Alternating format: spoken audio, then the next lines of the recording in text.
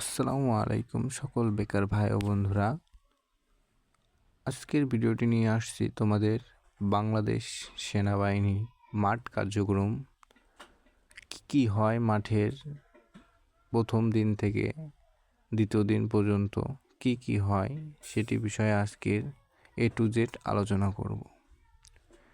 প্রথম স্টেপেই হলো তোমরা যে সকল জেলা থেকে যে আবেদন করবে সেই জেলাভিত্তিক যে জায়গায় তোমাদের মাঠ ফেলাবে সেই মাঠ সেইখানে তোমার সকাল 8টার আগেই তোমরা উপস্থিত থাকবে। একটু আগে যাওয়ার জন্য চেষ্টা করবে।